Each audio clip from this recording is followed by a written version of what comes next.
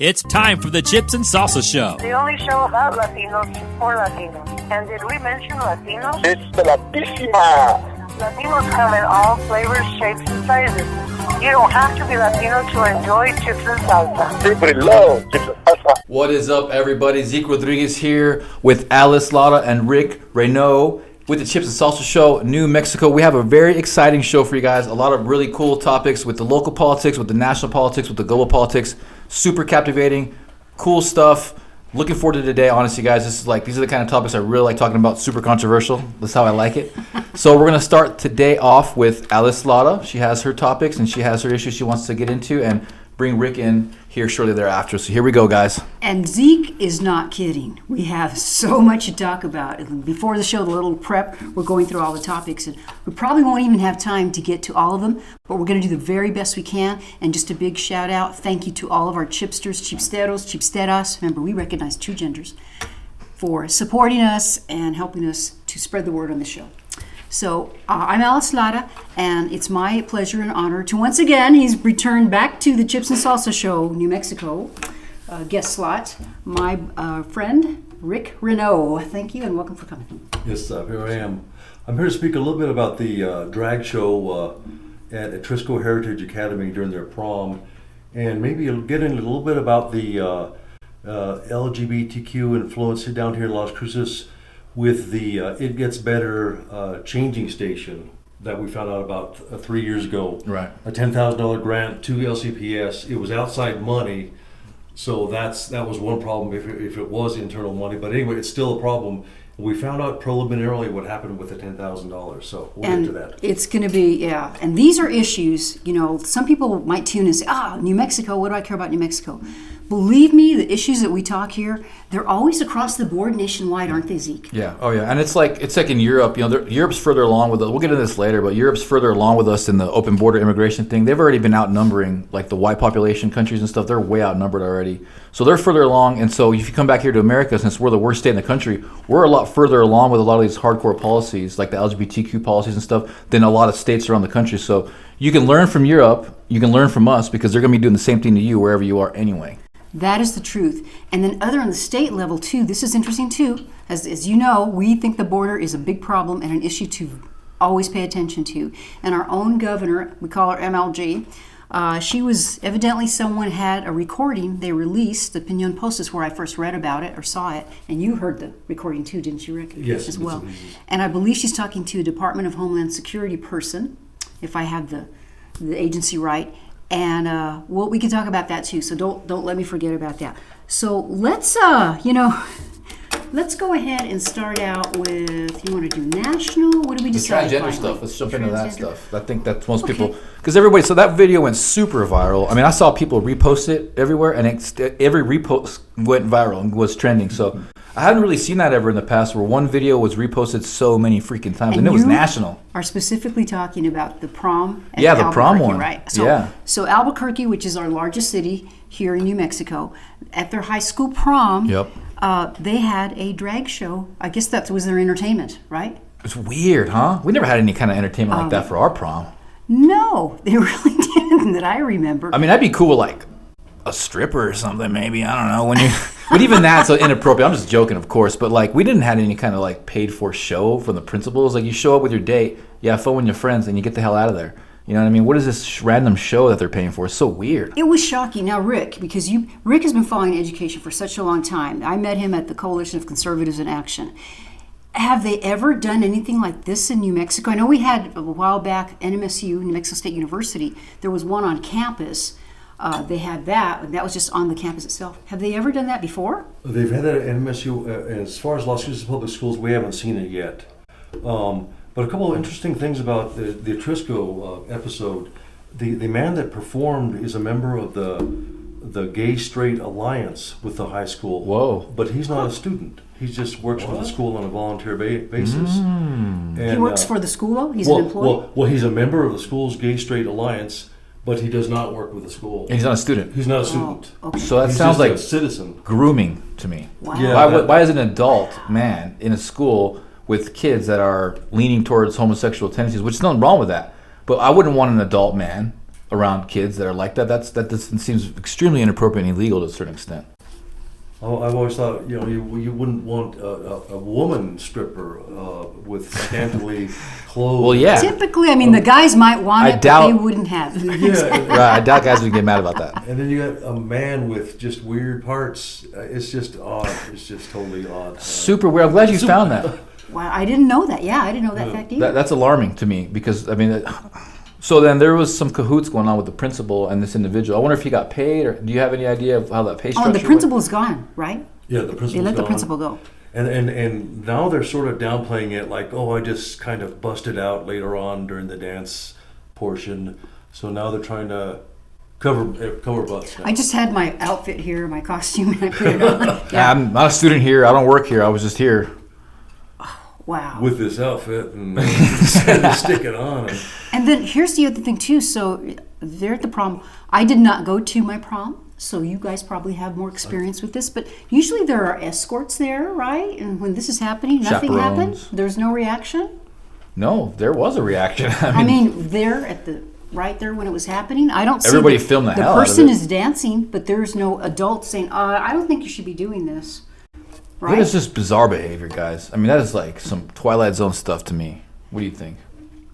I think parents are afraid to stop it because then they'd be non-inclusive somehow. Right. And, That's a great point. yeah, everyone stands back and lets the weird things happen. It's shocking. In this world. It freezes everybody. It shocks you so much. It freezes you, and I then can see that. and then even more powerful is the subconscious idea that you might get pinned for reacting to it in a bad way, right? Like you said, they're not being inclusive, and so then they're homophobic or some other derogatory term, and that's probably what's going on Good there. point. That's a good point. You know, one thing I should mention is the drag queen artist is Dylan Payan, also known as Mythica Serene. Mythica Serene. Mythica Serene. They do always have very different and creative names. I will say that. The ones that I've read. You know what? This highlights the main problem I have with this. Like, if you want to be transgender, that's cool, dude. Like, it's all good. Just don't get it around my freaking kids, bro. You know, don't put it around the kids. Like, you want to dress up like a girl and do all that, that's fine. That's totally cool. Seriously, you're not hurting anybody. But when you're influencing kids in this way, when there's super, we talk about this privately, the kids are super impressionable at that age. 15, 16, 17, 14. You can pretty much, you know, if you captivate the interest of these kids in any way, they're going to gravitate towards that. Very vulnerable. They're very vulnerable. That's why we protect them, right? So that's my main thing. It's not against the transgenders. I'm not going to be up here hating, you know, gay bashing, and it has nothing to do with that. It's just the kids. The kids shouldn't be exposed to this in this weird way in the first place. How is this normal? We're around the rest of the world. There's a transgender who doesn't go to school or who doesn't work there, just start performing in the middle of a prom. When does that happen? And you know, the thing is, though, I keep thinking about if I were a parent that just happened to go there. What is the responsibility of the people that are chaperoning there? Because if I were a parent, okay, I'm gonna put because you guys have kids, I don't. If you happen to be at that dance as a chaperone, would you probably have done the same thing and just step back, or would you call it some? I mean, I'd like to really just know how they handled that. How would you handle it? Yeah, I'll let Zeke start. Well, I mean, you guys know me. I'm gonna put say you on the spot, I'm I'm gonna sorry. do something. I've always been the bad boy outsider, loud voice. So for me, I would have been like, "Hey, what's going on here? Who is this individual? Why are they dancing in front of my daughter or my son?" And if I would have found out I was transgender, I'm like, "Okay, well, we got to see what the laws are and the rules are about this. Is this allowable?" And then Was this authorized for this prom? That's what I yeah, would right ask. away, you just find out, is this authorized? Is this part of the regulations, part of the rules? Who put this on? And you know, you got to just start asking questions right away. It's not hard to ask questions, guys, but again, it's like what Rick was saying. People are just scared.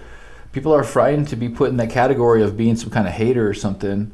And then the shock value, you can't deny. That's like shocking. Like, I probably wouldn't even believe it was going on. You know, I'd be like, well, is this even real? Like, are we even in reality? Because this is just wild. That's what the kids' expressions were to me. If you saw the videos, like, a lot of kids were just standing around like, Even the kids were shocked. they didn't even know what was going on themselves. So, you know, I don't blame the parents, or if there was parents. I don't know if the chaperones even go. I don't know. I'm They freaking- should have chaperones, right? I mean, it's still high school. There's still underage We didn't people have there. that. You didn't have chaperones? No. I remember like every dance they had like at least some parents would volunteer. Some teachers had to be there. You can't tell me at least Yeah. somebody from the administration We had to had be that, there. like some teachers. There was like a higher presence of teachers and security there, and I think there were like some parents who volunteered. But I mean, we were still doing some pretty gnarly stuff there, though.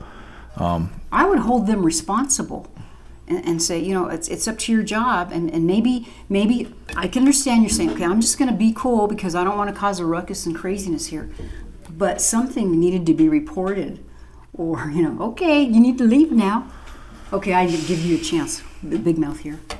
Well, you know what it is maybe you might be afraid of being posterized. You go up to the guy and try to stop the dance, and he hits you with his sash, right? And he kicks you, right? And then you kind of like, oh, what did I do? So anyway, And I want to talk about something real quick though on the same kind of topic. When we had Louis Bayad here, our Catholic conservative writer, and he used the term transvestite. And you and I talked about this, Zeke. So, all we know now is the term transgender. But when I took human sexuality way back at NMSA a long time ago, I had to take a human sexuality course for my social work degree. And the term transvestite, what that actually means, maybe it doesn't mean that anymore, they keep changing the words, is just like, it could be a guy that likes to dress up in gal's clothes, but not necessarily want to be a woman. But he's straight. He's still straight. He could be straight.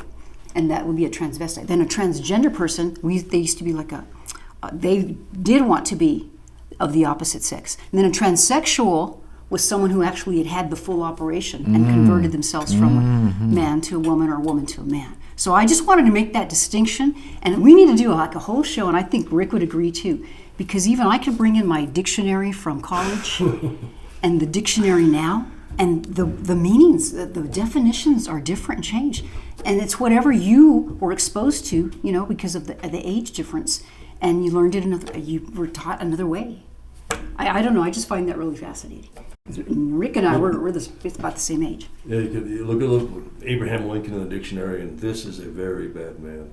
And then George, anyways. Yeah. Well, they're definitely attacking the founding fathers. Yeah, that's a Marxist thing. They want to destroy the culture and the heritage of whatever country they're taking over, and they're absolutely attacking the founding fathers and other historical figures in our country. So just to throw that out there, they try to go after Billy the Kid here, which I don't think they're going to be that successful about that. Everybody loves Billy the Kid. Come on now.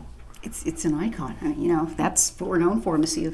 Well, the other target is Pistol Pete and Pat Garrett. He was 6'4" and he shot a big gun, and so they're scared of him. He's a bad guy. That's true. Now, did they ever take the pistolas away from Pistol Pete? Or are they still... For a few years, they took the pistols away. He was Lasso Pete. They took Pistol Lasso Pete's Pete. pistols away. He lassoed him down. But Lasso Pete. A showdown with a lasso. Here's a miracle in the world. And MSU allowed him his guns back. But I see from the IPRAs that I've obtained recently that Zeke knows about 3 years ago, they want to go after Pistol Pete. And then A Mountain is a sacred mountain. So that's coming. Stolen land, all that mumbo jumbo. I tell you what, to keep up with all this stuff, it's crazy. So the principal is gone from this Albuquerque school. And what's next? What I always try to warn parents is go out there and see what's happening in your schools. Because who knows? And just make sure the proms are coming up, right? It's May, so this is prom season. Make sure they don't have that scheduled entertainment. Well, I made a comment on the postings that they should question Dr. Arsenio Romero. I always want to say Dr. Arsenio Hall. Hall, yeah. Dr. Arsenio, the New Mexico PED secretary, what's he going to do? He has Las Cruces roots. He's from northern New Mexico, but he was a superintendent in Roswell, so he knew my uncle over there, who was a principal at East Grand Plains Elementary, a real no-nonsense guy. So he's kind of in charge of this stuff? And he's been down here in Las Cruces. He was a principal here also. Then he went to NMSU. He's in charge. They should be asking him, what about this? He's ultimately responsible. Oh, and that's a good question. Of Nobody's really covered that enough. And I haven't seen the follow-up stories to any of this, except that they did let the principal go, which I think was the right thing to do. I think it was awesome how outraged everybody was. I thought that was badass. If the parents were that pissed, and that's where was it at, in Albuquerque? In Albuquerque. So that's a pretty far left area. That's a Democrat area, and even they were appalled, and they got a principal removed. So that to me, I was proud of that. Zeke, you're right. It gives me hope because the three of us, we follow so much political stuff. I know Haley and Joey do too, our production guys here. And it gets very depressing almost. Discouraging. Because, discouraging is a good word.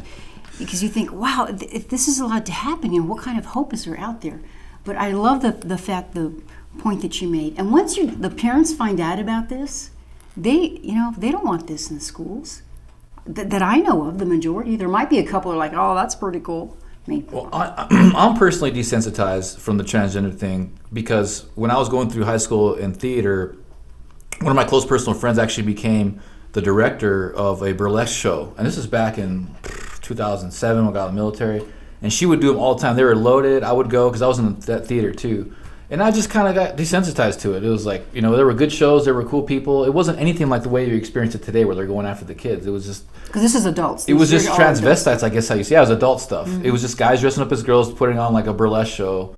And it was entertaining as hell, like I couldn't knock it. Oh, they do a beautiful job. They're good dancers, good music, good light. It was just a cool theatric presentation. And that's kind of how I got introduced to it. But the problem is now is like, and this is why I respect Matt Walsh so much, and it's weird to me that he doesn't really talk about this so much anymore, is that this transgender stuff is the suicide rate is so high, and that's okay if your kid has an inclination towards that. That's a natural thing. We've seen homosexuality all through history for thousands of years. It's always about 10% of the population, and we're greatly past that now. So you can argue for an environmental influence there as why it's more now than it was before. But the thing is if you got more people who are involved with that mentality, that philosophy, committing suicide than not. That is a humane issue. That is a humanitarian issue. We should really look at and help these people, out of that, so they don't. It's just sad that doesn't talk about that. The suicide rate is so high with these individuals. I think it does them a huge disservice, and it shows that they're being exploited to a large degree, just like the blacks have been exploited too. Poor me, poor Matt, and then they smuggle a political agenda behind them, and the Hispanics too to a large degree, and the Latinos. So I look at the LGBT community as largely being exploited, especially if people who are promoting that type of ideology without qualifying it in terms of the suicide rate that comes along with that mentality. I think it's just something that we got to be discussing. And there are groups, so I talked to them at the Turning Point USA in Phoenix, Gays Against Groomers. And I interviewed the president, she was gay, and then the gentleman that I interviewed had transgendered, and he was from England. Mm-hmm. And they talked about that. And he says, once you're an adult, that's a whole different story. But you're a minor. Mm-hmm. You're so right about that. Yeah. And here we go. We have this guy who's an adult going into a minor high school prom, for crying out loud. Yeah, into a prom. God, this is so crazy. This just gets crazier every day, guys. And it's in New Mexico. That viral went video like worldwide. That was everywhere. You heard everybody talking about it. And that's good old New Mexico. Someone posted it to Facebook, and someone said, "Why are you posting this trash?" And I said, well, I'm posting this because people need to know about it. Well, I mean, a lot of times I do stuff because I don't know if everybody will see it because, and they did eventually, of course. But when you see something, it just freaks me out so much sometimes, the reaction that, people have or don't have. I want to see, how are people going to react? Because once in a while you get a surprise. It doesn't bother me or whatever, different reactions. The thing is when I was watching that, it kind of reminded me of the burlesque shows I used to go to when I was back in the day. That guy was a pretty damn good dancer. He was pretty good. He was getting down. So he'd definitely been practicing for that or something. Yeah, and he had some girth was on there, right, on his body. Yeah. Wrap this up for us, Rick. What do you think? Yeah, what's on your mind, bro?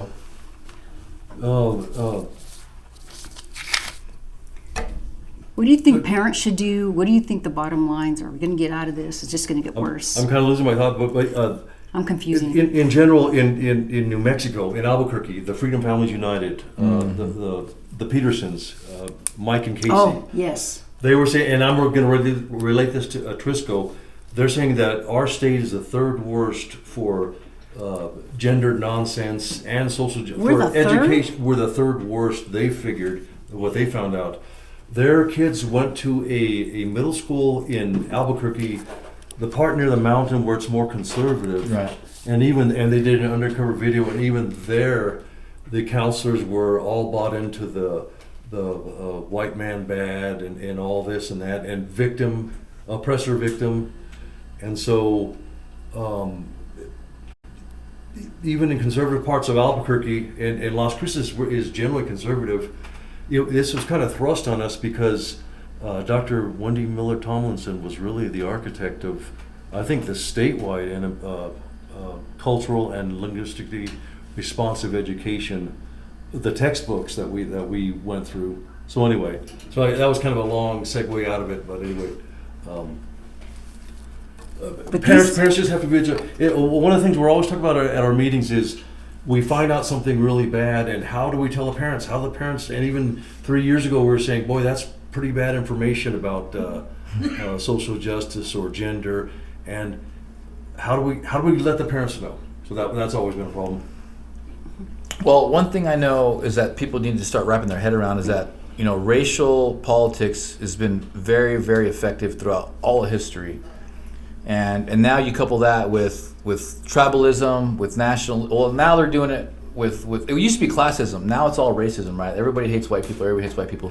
White people are only like 10% of the population in the world, like 15, 13%, I think. It's like there's not many white people in the world in totality. There really isn't. So it's very easy for them to conjure up this racial war against them and then exploit that to fulfill some kind of other global agenda. They're doing it all over Europe. We were talking about this earlier. In Ireland, they just implanted a mayor, and she's African. I'm cool with African. I'm cool with you're black. But she wasn't elected. She was just put in there, and her first order of business is to criminalize anybody who talks about illegal immigration and anybody who stands up for white people. I mean, she wants to criminalize that. Or anybody who's against open borders, criminalize that. So she barely speaks English. You guys got to check it out. I don't know her name. Just Google Ireland new mayor. And she barely speaks English, and she's over here talking about how we need to criminalize people who are against open borders, who are against illegal immigration, and who are promoting white people. And that's what's going on, guys. So again, like I said before, they started out in Europe. Now they're coming back over here to America with it, and they're starting here in Mexico, because Mexico's just been terrible for a long time. So we see it already magnified here with the LGBTQ division. We see it here with they've been hating white people. Me and Rick, well, we're protesting at the school board together. I don't know if you guys remember, but he was with me when I was, telling the school board here at Las Cruces Public School Board that critical race theory was Marxist. Rick was with me. So they've been attacking white people here for years now. And it's even gotten worse. I just saw a bunch of white guys at an entertainment venue getting beat up by a bunch of black dudes too. It's just, look, if they see it all over the news, they see it everywhere to hate on white people, you're going to see it manifested in violence. You're going to see it. I always think too, I've been here now, it's going to be 2 years actually next month. And I still think New Mexico, we are the testing ground for 100%. They're just coming here and do that, and we'll talk about that when we talk about the governor. But as we transition, want to do a little commercial for our favorite magazine, Flavors of the Desert. Flavors of the Desert. That's you gotta love that. These guys got it going on. Best food in New Mexico, down here in the South. Great pictures, great connections, great relationships. Here's for one, Sheila Aquiles. I keep hearing about this place. I still haven't gone. Everybody tells me, somebody yesterday was telling me. So good. One of my friends who's a super foodie too, she was like, you gotta try it out. And I'm like, look, if you say it's good, it's probably good. So Sheila Aquiles out here on Commerce in Las Cruces, everybody's been raving about it. I haven't heard this much hype behind a restaurant in a while. So I'll definitely be checking that out. There's all kinds of other cool stuff in here too, guys. So you guys gotta check it out. Flavors of the Desert, they got it going on. It's banging. It really is. And special thanks. So where we record the show, we record it Monday afternoons, and then it's uploaded Tuesday morning, YouTube. And Rumble, we're getting there with our Rumble. It's going to get back up right in gear here on Rumble channel as well. So please subscribe and follow both of those. And just want to give some credit to the people behind the scenes here, and that's Joey and Haley Garza, who are soon to become new parents. We're so excited. Woohoo! Yeah. So thank you very much. We recorded here at Oregon Mountain Productions. And, tell your friends, if there's something that you'd like to do this, contact us, and we'll put you in touch with Joey and Haley. That's good. That's right. All right, so let's see. There's just so much. I really want to make sure that we talk about, I want to talk about the governor. Is there something that you want to jump on before? Well, it's just around the LGBTQ thing. Let's talk about Alma de Arte real quick. So that was known as the LGBTQ charter school of the state, essentially. And that, they had the... Yeah. Why were they known for that? What they were just, from what I understand, they were very open to that. If you were into that, they were open to that. They were very welcoming to that, which is fine. I don't have any problem with that at all. Unfortunately, they were the worst performing charter school in the state simultaneously. Are there a lot of charter schools in New Mexico? There's quite a bit. There actually is quite a bit. It's not that hard to get one going, really. You just got to get yourself a good board and write a good charter, and you can get a charter school going. But so they had been experiencing years, if not decades, of hardcore embezzlement, guys. And the new principal is still cool, LGBTQ. He still has that program, the intake program. It's not about that. You know, it's about, okay, if you're into that, we got a program for you, we got you, we're going to intake you. But the main thing is that they were just performing so horribly. And now they're in a position where they're performing better, and they're still under fire. I got this article here that Alice was so awesome to put in front of me here, and basically they're under fire for breach of contract with their charter. And it's like, well, look, before this new principal got there, they weren't even taking attendance. They weren't taking attendance? No, they weren't taking attendance. And that's part of the charter. You need to be taking attendance if you want to keep your charter. But no one held them accountable for that then. Why weren't they putting them in the bulletin about breach of charter then? When they were embezzling hundreds of thousands of dollars, you know, why weren't they putting their charter and breach of contract then? So it's just weird because the new principal, like I said before, they've won several art competitions. The kids are performing better than they did, which is huge. You know, any kind of uptick, I don't care where you're at, any kind of uptick is something you should be celebrating. But yet here he is under fire, and I think it's just weird. And it's not like he's against LGBTQ. It's nothing to do with that. The guy's not political. He's just trying to do what's right for the kids. But it's like, oh, you're actually trying to help the kids. We're gonna get rid of you, buddy. You know, it's just so we're in topsy-turvy land here, guys. And notice the common denominator here is it's always about the kids. The kids are the ones that are experiencing all this Twilight Zone transgender strip teases at their prom, which is just wildly bizarre. And then we got a guy here at a charter school trying to do the right thing for the kids. They're trying to get rid of him. And then we got Zia Middle School, where we had the principal and his administrator getting caught with hardcore child abuse. Nothing happens. Nothing. So I just wanted to wrap it up with that, and then just cue the Twilight Zone music, you know, guys. This is yeah, we need that. That's what's going on around here. Wow. Well, and you know, I did go to one of the charter school meetings a couple of weeks ago, was it? I think where they did the stomping and everything, and that used to be the old Court Junior High. Oh, really? Junior high school, yeah, it was. It's the old school, huh? And I'll mention, yeah, it is. And I'll mention again that I did talk to a parent once the meeting was done, and this parent told me that maybe 10%, not even 10% of the parents were siding with the stompers, I'll call them.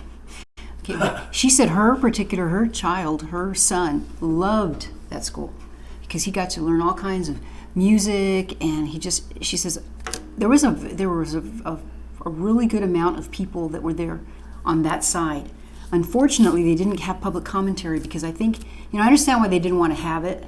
But at the same time, I feel like if they had it, I think they would have gotten a lot of support. People go up to the podium with support. So are they bringing that back? Did they decide it's back. They just didn't have any policy for it at the time. So the problem was before, people were going up there being extremely disrespectful to the boards, cussing at them, screaming at them in profanities, and there was no way to get them out of the school board meeting. I've seen people get kicked out of a school board meeting for having their mask too low under their nose. I've basically been kicked out for just basically stating facts respectfully and professionally. And so these kids over here, little kids are... No, it's because they recognized you. No. Yeah, I'm not the right kind of dark guy, right, Rick? That's what political. Yeah. And you're talking about Dora. They threw her out. Yeah, they threw her ass out. Threw Dora out? Yeah, it's like right next to me. 6'4" dude, you know, big security guard. He didn't give any F's out. He basically picked her ass up and got rid of her, and it was brutal, you know. And so we couldn't do that. We didn't have anything in the charter to do that for these people who were being very disrespectful. But Dora was never that disrespectful. She never cussed at anybody. She never yelled at anybody. I mean, maybe she raised her voice a little bit, but she didn't use profanities. She's pretty passionate, but she didn't say anything that was out of line. No, this kid was using the F word. He was dropping F-bombs at the school board, at the president. He's just a little high school kid, you know, and it's like, you got to keep order in these places, guys. That's the whole point of the school board. You got to keep order. So now it's in policy. They can do talking again. So let's see how it goes. They're probably gonna do something crazy yet again. You know how it is. I think that's good, and I wish them the best of luck. I think that charter school has so much potential. I was very impressed with Dr. Amador when he got up to speak. Great guy. And things were turned around. They gave a financial report, and the gentleman that's in charge of that, I mean, they have really improved. Yeah, they got money now. Really have. They never had money. They have money now. In 1 year, they all of a sudden have money. How weird is that? So I hope the best for them. Did you have any commentary about that? Well, I was just remembering back to 3 years ago at the Las Cruces School Board, and Dora was up there speaking. She was speaking, and Ramos got real mad, and the cop came and ripped her papers out of her. She was speaking with her papers. Took her papers away? Took her papers away. So they were flying around. And then they made her go sit down, And then the big brute, they had about 2 or 3 cops, or 3 or 4 cops, and they had like they were like in SWAT gear almost. One of them had he looked like an umpire's thing there. Full tack. They were afraid of dogs. This would take an M1 tank shell. And he was big. They got big humans to be. Big guys. They were fighting us, just little old us. We have to tell you, so we're talking about Dora Lucchini Lucero, right? Yes, yeah. And she's even more petite than I am. She about 5'1". Yeah. You know what I mean? She's a little girl. If that, yeah. And she had a reason to be angry because she was a civil rights investigator, special investigator for the Human Rights Commission of Kansas, their civil rights division, for 28 years. Yeah. She gave ethnic come together classes between the Mexican meat plant workers and the companies. She's of Mexican heritage. Yeah, she's of Mexican heritage, and she moved back here, so she's an expert on this nonsense that they were just everything we found out 3 years ago was awful. They'd already been talking white talk for 2 years, and you don't do that in Las Cruces. And that's why people get along in Las Cruces, is you don't have, well, those brown people, they're real lazy, or those white people, they don't like you, really. That's just the way they are. They don't even know it. Anyway, and that's why we found that 2 years ago. They never notified anybody in Las Cruces, so we're going to start this white talk. And it's baloney, it's implicit bias, and that's Implicit bias, white it's a talk. whole other subject that they gave themselves away in 2019 when they brought that policy, and that's what brought in the NMSU Ethnic Studies Department policy, was policy AC, which had implicit bias. That's the key to, it's going to all unravel at some point. Me and Zeke are going to do the unraveling. Maybe we'll announce it here. Yeah, it goes There you deep, go. guys. I mean, I'm glad we have Rick on. I have a little more balls to talk about it, but basically what we uncovered. He's increasing your testosterone. Very good. Yeah, synergistic testosterone. I like that. Nothing transgender. but we did an IPRA on when they kicked me out of there for saying critical race theory was Marxism. They banned me from public schools for a year. Rick was there. He saw the whole thing, and Such a badass, Zeke. it took about a year. You and Rick. What do you think? All the time we were fighting LCPS, they called in MSU professors. It was like their brown shirts. Yep. And they came Wow. and they're like, oh, Dora, you don't know about civil rights or anything. You're just you guys are like the white people. They call us.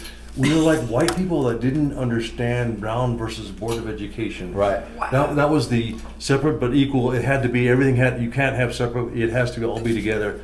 And they were saying that all of us parents, we're like white people that didn't understand that. Little Dora was reduced to a white person. And it's just awful. And then there goes old Brownie saying, hey, Oh, yeah. this is Marxism. You saying critical race theory that all white people are inherently racist is Marxist. And I asked the NMSU brown shirt, I forget Dr. Lotto, right? Was her Dr. name? Lotto. I asked her, I No was like, relation, I hope. well, Cindy Lotto. Lotto's that's a powerful name. So I asked her, I was like, hey, I'd love to have a debate with you, formal debate, or maybe take one of your classes. Like, I want to discuss this because I'm well versed in Marxism. I've actually read the Communist Manifesto. I've read a lot of Marx, and I can tell you why it's bad for our kids to be learning this stuff. It's not right. And so that really pissed them off. When a dark brownie goes up there and tells them that hating on white people is bad. I mean, they said in the emails that this is not the right kind of Hispanic, right? Or something like that. That's kind of what it was. And I remember Dora saying about 2 or 3 or 8 times there that spring, she was saying you can't discriminate against the whites. She was just telling them that, and they thought it was okay.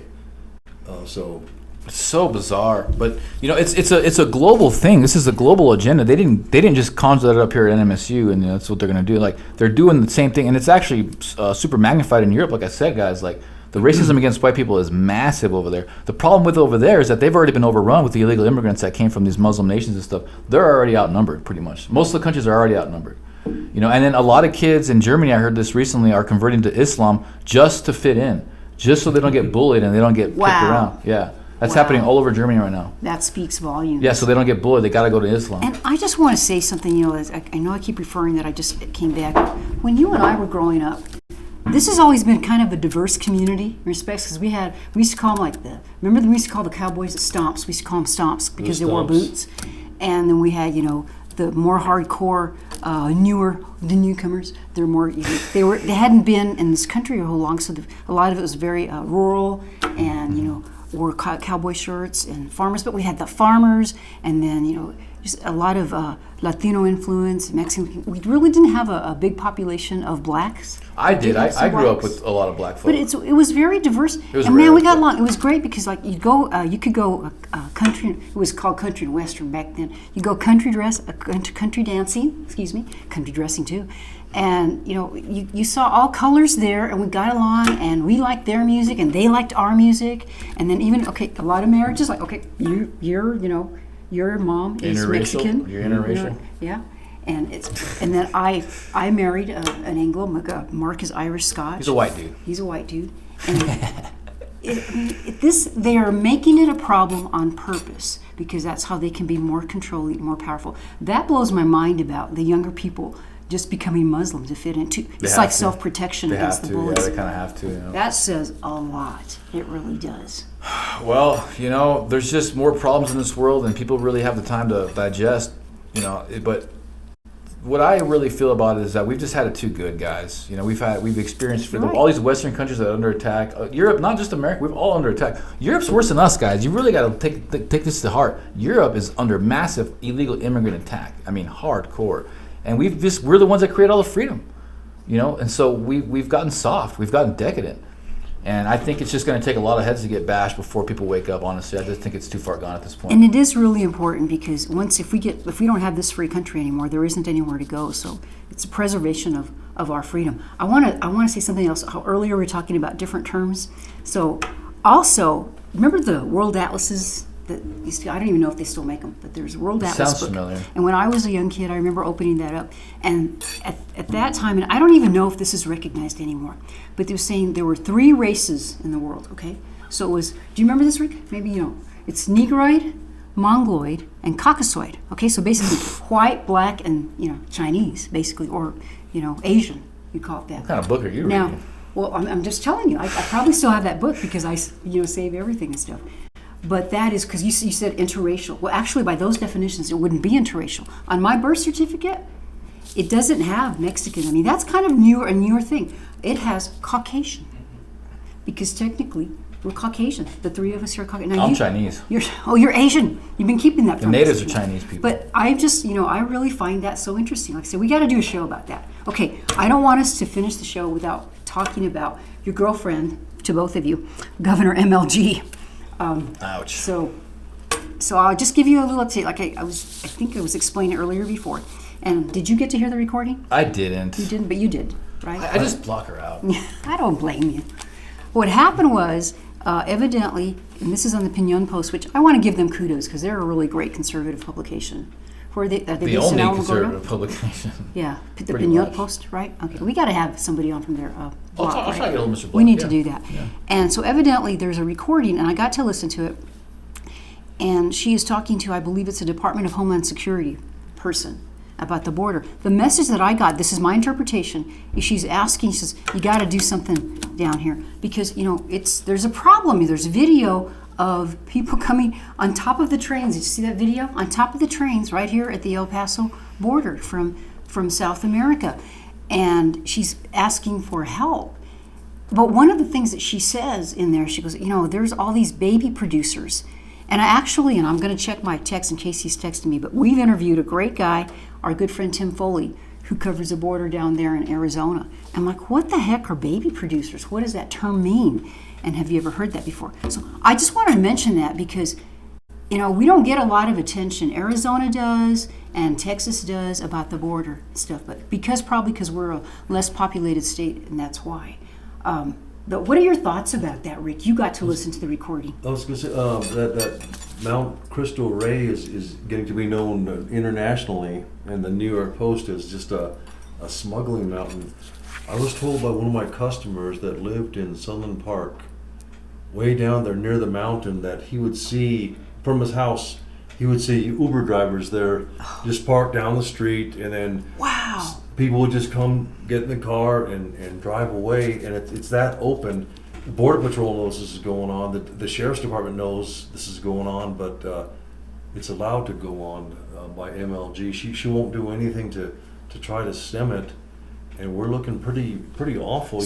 We have this mountain, this smuggling mountain named Mount Crystal Ray to boot, to Yeah. add insult to injury. So Sunland Park is in New Mexico, right? yes, But it's right there, very, very At- close to the border. yeah, at the border. On the yeah. border. It is actually on the on the border. border, yeah. But Cristo Rey is in This Mexico is El Paso. or El Paso. El Paso and Juarez. Yeah. Is it on the U.S. side It- or Mexico both. side? I've never been up that. Yeah, it's on both. So if you go out there and look, there's just a mountain there, and on one side of the mountain is Juarez, and the other side here it spills into El Paso, and then the river it goes Juarez mountain up down El Paso River. But if you wanted to climb that mountain, You can get over you don't need to get a passport. because to go just past to the mountain is the border. big border metal wall that you can't climb. Okay, you know? so actually is that's there- the U.S. side. I don't know. Is there a parking area there that you park at? Well, they I might- I heard it, and then there's a path, and just I've bring never your, been up bring there. your AR-15 and things It's like rough, that, dude. and, It's you know, rough. Me and Jay Block bring went your down dogs. there. Bring your dogs. Me and Jay Block and I went down there and some friends. When he was campaigning for governor, we went and checked out the border and we went to the border wall. It's actually right by that mountain. There's a big border wall. You can't get over it. It's like crazy. But if you just look through the wall, the metal wall, there's guys, the cartels with right heavy there, guns. Yeah, heavy stationed gun. Yeah, heavy artillery. Heavy machine guns. And then there's babies without clothes walking around in trash. It's wild. It's just right there. Is the Border Patrol also right there? They patrol on our side.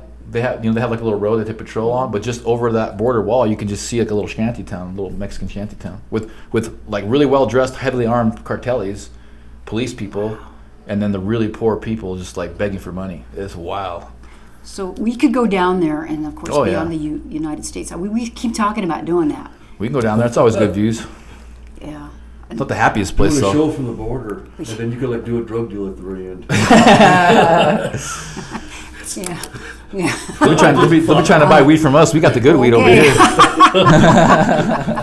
Oh my goodness gracious! So do you have any any idea about what the baby producer term means? Any guesses? That's weird. I'd never Pregnant heard woman? that before. Pregnant lady? I don't Sounds know. like a pregnant lady, or maybe it's a pregnant man. Baby producer. Babies come out. with And my mustaches thought, and, for her to use that term, I mean, she probably would use that term because whoever she's talking to is familiar with that term, right? Baby producer. I mean, inquiring minds want to know. I hope that Tim Foley I texts me I think back. about Hillary Clinton, Bill Clinton's, and Oprah's spiritual healer down there in Brazil. Did you hear about that guy? The spiritual healer. Yeah, they had a spiritual healer down there in Brazil. He was actually tried up on Crimes Against Humanity for, impregnating all kinds of women and then selling the kids out and stuff. So he was a mega baby producer. Yeah, he was doing some hardcore evil stuff. And that's Oprah. That was Oprah's and Bill Clinton's main spiritual guy. Pictures of him and Oprah all day. And so that's what made me think of that. But most people don't know about that. But you can go ahead and Google it, guys. I'm not crazy. While you're at it, Google Laura Silsby as well in Haiti. That'll and who she's now in charge of what's that thing? The alarm, Amber Alert. She's now in charge of Amber Alert. Laura Silsby. Really? Yeah, and they caught her grabbing. I think it was like 10 or 20 kids in Haiti during the whole issue, and she was trying to bring them over without documentation and stuff, and they caught her, and so they jailed her. Bill Clinton flew on down there right away, got her out of jail, and now she's the head of Amber Alert. Laura Silsby. I mean, just when you think you've heard it all, you just hear more and more crazy stuff. No, what's that's what's going next? on. So, okay, well, I don't feel so dumb because since you guys haven't heard it either, and I haven't heard a response from Tim yet. Poor guy, I'm putting him on. Nah, we got to get it back on the show. We do, and I told him that. I said we need to get you back so he can give us the report from Arizona. I'm going to mention real briefly too, as long as we're talking Arizona a little bit. Those of you know that there have been some people indicted in Arizona by the Democrat Attorney General Chris Mays, who used to be a Republican. I knew back She's when she was a Democrat now? Republican. Yeah, she got elected to Attorney General. And my good friend Abe Hamadeh, was running against her. And there were questions about that election. So wait a minute. The new wrong. district attorney is Democrat. No, it's Attorney General. The two dudes. Oh, the new attorney general is a Democrat that used to be a Republican, Got elected. and in that's your 2020. friend. Well, she's. I know her. You know her. I know of her. Oh, yeah. okay. Yeah, but that's, when I first came here, I remember saying, Arizona, it's very conservative. Well, I feel in my heart it is very conservative, but Arizona has a Democratic governor, Katie Hobbs, the Attorney General, Chris Mays, also the Secretary of State, who is second in line. Like here you have a Lieutenant General, right? Is second to the governorship. Mm-hmm. In Arizona, it's the Secretary of State. The Secretary of State is Fuentes. and he is a Democrat also. So, I mean, California's in there. I just talked to my good friend Rachel Alexander, who we need to get on here also. Damn, they flipped Arizona. And it's really looking bad for Arizona. It really is They looking got bad. you guys. They got you. Well, I'm in New Mexico now, but my heart is, part of my heart is still in Arizona. But that's why I like to do this show too, because I feel like the Southwest is so under attack. Even Texas, I mean, imagine they would love to take Texas. They're about there. They're not far. Well, you know, the thing is about Arizona is that it's a powerful state because of all the resources that are there. It's close to the border. They always suspect that the cartels are heavily involved. You know, Carrie Lake would always talk about how the cartels are the ones that were the ones procuring all of the ballots and getting involved with the voting system. Hopefully, they're able to turn it around. You know, I think there's a huge population there. The thing is, they keep us all so distracted. You know, and one thing I learned too with all of these public officials, what they do is they'll get them in there and they just end up doing nothing. Like you don't hear anything about the new mayor or the new governor of Arizona. So she got in there. Well, you get them in there and they just do nothing. It's kind of like they do for doing nothing, just inaction. And I know what you're saying. It's because until they need to, you know, promote their agenda or do something, they do behind the scenes. You're right. They enable all the bad stuff behind the scenes. You know, that's kind of what you don't really hear much about them. And what passes by? Las Cruces Police. Oh, we got to give a shout out. Yay. Because as I was coming in, I was listening to the Las Cruces City Council meeting, and Chief Jeremy Story. It looks like we're going to get hopefully he's trying to get a shopping cart ordinance also. So, I mean, I don't know where it's going to go and what's going to happen, but once we get more of the update, maybe we can have Juan or Sarah in here. Oh, and by the way, we had promised Sarah Smith to be here this week, but that's where she is. She's at that meeting, so she and Juan couldn't make it. So we really appreciate Rick for coming Rick. in and filling in and doing the education bit. Okay, so let's see. What do we got? Can I ask a quick question really quick? Yeah, go right ahead. So we don't have the death penalty here in New Mexico, but would you guys, I'll ask Rick first, would you be open to someone getting a death penalty for selling fentanyl?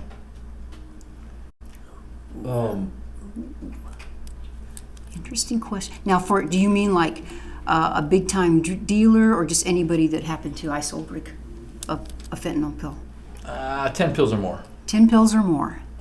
What does fentanyl go for now? Isn't it like way down? I think it goes for $5 a pill. I look at Joey. Joey? $3 a pill. You get it on the wholesale. I know because I know narcotics agents. You get it on the wholesale for about $1 a pill. Yeah. You can sell them for about $3 to $5. Weren't they just like $10 not that long ago? A pill? It's cheaper now. There's so much of it. $1 a pill? You get it on the wholesale for about $1 a pill. You can buy 1,000 you get 1,000 pills for $1,000. And like a very small amount could kill someone, right? Oh yeah. It could kill someone. The residue on the foil can freaking knock somebody out. That is a very fascinating question. 16th of a pill can kill you. So read my buddy Diego. Diego, what do you think, Rick? Would you bring back corporal punishment for fentanyl dealers? Death penalty for police officers, peace officers, and they had to do the death penalty for convenience store workers in the 70s because they were killing convenience store workers in the 70s and 80s, and they brought death penalty. Well, there should be for people working in a convenience store because they're sitting there, they're just wide open, they're just oh man. But it was very specific just to the convenience store employee? Yeah, and I need to research that further, but that's one of the things they did in some states to stop that because they were just robbing them and killing them. And so wow. That's interesting. In countries where they do give the death penalty for selling drugs and things like that, where they're strict, like you're talking about, there's a whole lot less crime. Somehow it deters the crime. I mean, go to Singapore somewhere. Go to Singapore and throw your gum out the street. Yeah, and you they'll get come lashed. after you. Yeah, they'll lash you. The Philippines is big on that. So I'm just throwing that out there because I know. I mean, this fentanyl's killing people. That's what we see all these homeless people that are going crazy in the street. That's so sad, man. It's so sad to see them, die slow, painful deaths. And, I think if we were to instill some kind of corporal punishment for these fentanyl dealers, it would deter them. So what would you like to see? Would you have some parameters on that? Or I'm still digesting that question. It's hard. The nations that have the least crime, like Rick was saying, it's pretty much zero tolerance policy. Like you go to freaking China. And you're the wrong kind of person. You get one pill, you're gonna get the death penalty. Singapore as well. So I just feel for the people who are dying from this. There's got to be some way to stop these people from accessing this horrific drug. and I would be massively in favor of it. Okay, how now? If you had, let's say you had a child or a relative, someone you knew, and they were sold a fentanyl pill, or the person caused that person to die because of the fentanyl exposure. I would really think about, I'd want the death penalty for them because they personally caused that death. It's not like, and I'm not trying to defend drug dealers necessarily, but someone like they're selling stuff like that even though it's illegitimately, and that person actively is buying it from them, there's shared responsibility there. Well, they smuggle it in that they don't even know. Like it happened to the kids at the skate That's park true. a couple of years ago. They thought they were buying Xanax. I think it was the owner of a Le Rendezvous, one of their kids. There was a really good the French restaurant. Yeah, they were at the skate park. This kid and his circle of friends thought they were buying Xanax, and it was actually laced with fentanyl, and they all died. They all got killed. Poor kids. They all did. Yeah, they all died. And so, yeah, Serious. death penalty, dude. You can't be freaking lacing people's drugs with fentanyl, man. And then there's stores around the country where they're lacing weed with fentanyl. It's like a joke. They just want to hurt people. And to think back in our day, Rick, I'm gonna sound like my old lady voice, but if you would, smoke marijuana's bad, and It's actually quite good. The big worry about that, like the few times that I did it, and compared to a lot of people, it was a few times. I always kind of organically knew where it came from. A friend of mine, these brothers actually grew Isn't that it. nice? They grew it, but the fear was, what were they putting in it? They were putting in hashish, and there's something like a LSD or harder something. drug. It was PCP. PCP rat poison. PCP, yeah, and you were always afraid, that's why I was like, I'm really careful, I'm such a scaredy cat. You didn't want the bad stuff in there. You just made me think about that. You know what you made me think about is the fact that they're getting rid of organic farming, because it's nice to know where if you're a weed smoker, it's great to know your weed came from down the road. It's safe and clean. Well, what about your food? It'd be great to know that your food came from a nice, reputable, local organic farmer. Or same thing with your beef. Well, they're starting to get rid of organic farms around the world right now too. That's To save the environment, guys. We gotta save the environment. Yeah, isn't that ironic? To save the environment and get rid of organic farming? Wild. I saw some statistics where you get more protein feeding bugs a certain amount of food. You get more protein than feeding cattle. So hey, there's another reason to eat the bugs and That's probably a lie the too. cricket flour. Yeah, everything's geared towards UN goals, those SBGDs, NMSU's goals 2025. Well, and it's going to That's trend next year. 2030. 2025. Yeah. And it's all UN driven. It just follows what the UN says what to do on education and now they're making a global campus. They're taking those classes where they're teaching us hick New Mexico how to deal with global people and first of all we're real bad because a lot of us are white and it's just nonsense. Yeah. I took some class when I was in my master's program. It was very much geared towards the global economy. White people are bad, and that's when I left. Colonialists and. It's the outreach of NMSU that me and Zeke are going to raise a stink about what happened 3 years ago. It's the NMSU is supposed to be outreach to the community and help us out our education. But now they're talking white talking schools and the darker skinned Mexican kids are hating on the lighter skinned Mexican kids. Nobody knows what's going on. That's right. It's all by skin color. They found that out in Albuquerque. It's just we think you're white. There's no discernment. Teachers were never taught discernment, as far as I know, in Las Cruces when they came here. A teacher from Minnesota. Well, there's many people are just mixed, all mixed up for 150 years here. This was kind of the worst place to bring this nonsense in. Yeah. It's like a social experiment on a already assimilated society. They got along Yes, pretty good. very Wonderfully well put. said. Yeah. You nailed it, buddy. The glass is 99.995% full, and they're concentrating on the 0.005. And it's a problem for them because they don't want these illegal immigrants to be assimilated. They want them. So what they're doing is they're taking their money that they're giving, their welfare money, and they're making them pay local Democrat politicians. There's lawyers that are overseeing all these people and skimming some off the top from each one of them. So they get these welfare checks and stuff, but the lawyers that are managing them take some of the money. The politicians in their area take some of the money. And if in any instance they don't want to donate that money, or they say anything derogatory in their sense, they get deported immediately. That is sophisticated organization there. It's Oh my gosh. It's racketeering. But we're getting Oh my short on gosh. time here. We are, and we didn't get to talk about everything because there's so many things, but the show went really fast, so I do think 2 it was a hours. good show. Oh yeah, Do 2 absolutely. So we want to thank Rich Reynaud, and I just want to make sure he is a public education advocate and political activist. You like the terms I gave you? He is. Your identifiers? Can That's you good. identify as those? I got one of those. I have a blog site, Common Sense Organizer. Common Sense Ooh, Organizer? I like that Okay, how did I name. get there? Just Google? Or give a... How do we It's- find that? I'll send you the link. It's kind of Okay. a Yeah, send hard. the link. Yeah, I'll send you the link. We'll post I'll it. put it on the So I would love, Zeke, for you to take us out in prayer, unless you have anything else you want to say, and then we'll do a closing No, comments. thank you guys for listening. Like, share the post, please. Thank you, Rick, for coming on in. He's a very knowledgeable guy on local politics, on geopolitics. I have a great deal of respect for this man. When I heard he was coming on the show, I was very happy about it. We got to get him on more often. He knows a lot. I mean, we just scratched the surface, right? I mean, me and this guy can talk forever. But anyway, thank you guys so much for listening. And dear Lord, please, thank you so much for bringing us here together. I pray that you continue to bless us with the energy and the spiritual fortitude to deal with all of the horrific, evil things that are coming at our way in our country and our state and our city. And I pray that you allow us to continue fighting for your message, Lord, so that we can stand up for the children. And as I always say, stand up for humanity. In your name, Lord, thank you so much. And thank you for all the blessings that you've given us. Thank you, Zeke. Amen. So please share this show. We appreciate you watching the Chips and Salsa Show in New Mexico. My name is Alice Lara here with our special guest, Rich Reynaud. And Zeke Rodriguez. so go on, and we'll see you next week. Take care. Love you.